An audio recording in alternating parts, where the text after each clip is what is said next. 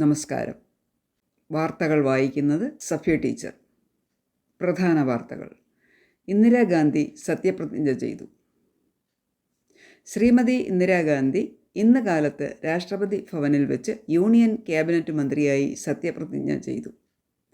Union വാർത്താ പ്രക്ഷേപണ വകുപ്പിൻ്റെ ചുമതലയേൽക്കുന്ന ശ്രീമതി ഇന്ദിരയ്ക്ക് പ്രസിഡന്റ് ഡോക്ടർ രാധാകൃഷ്ണൻ പ്രതിജ്ഞാവാചകം ചൊല്ലിക്കൊടുത്തു. പ്രധാനമന്ത്രി ലാൽ ബഹദൂർ ശാസ്ത്രിയും ഇപ്പോൾ വിദേശത്തായ ശ്രീ ഡി സഞ്ജീവയ്യയും ഒഴികെ എല്ലാ യൂണിയൻ ക്യാബിനറ്റ് മന്ത്രിമാരും ഇത് സംബന്ധിച്ച ലഘുവായ ചടങ്ങിൽ പങ്കുകൊണ്ടിരുന്നു. ശ്രീമതി വിജയലക്ഷ്മി പണ്ഡിറ്റും ശ്രീമതി ഗാന്ധിയുടെ മകൻ സഞ്ജയും തദവസരത്തിൽ സന്നിഹിതരായിരുന്നു. ചടങ്ങിന് ശേഷം പ്രസിഡന്റ് അവിടെ സന്നിഹിതരായവരും ഒന്നിച്ച് ചായ കുടിച്ചു. ഈ വാർത്തയിലെ കൗതുകമെന്തെന്നല്ലേ?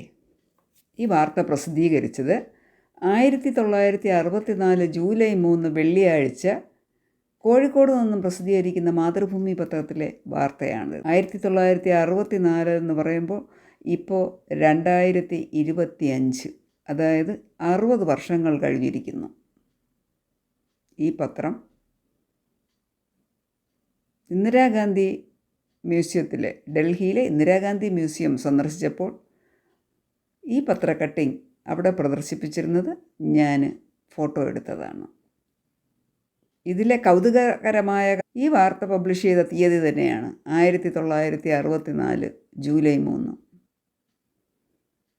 എൻ്റെ ഡേറ്റ് ഓഫ് ബർത്ത് 1963 അതായത് ഇന്ദിരാഗാന്ധി യൂണിയൻ ക്യാബിനറ്റ് മിനിസ്റ്ററായി സത്യപ്രതിജ്ഞ ചെയ്യുമ്പോൾ എനിക്ക് 1 വയസ്സ് മാത്രം. പിൽക്കാലത്ത് 60 സംവത്സരങ്ങൾക്കിപ്പുറം ആ വാർത്ത അന്നത്തെ 1 വയസ്സുകാരി ഡൽഹിയിലെ ഇന്ദിരാഗാന്ധി മ്യൂസിയത്തിൽ പോയപ്പോൾ കാണാനിടയായത് ഒരു മഹാ അത്ഭുതവും കൗതുകവുമായി എനിക്ക് തോന്നുന്നു.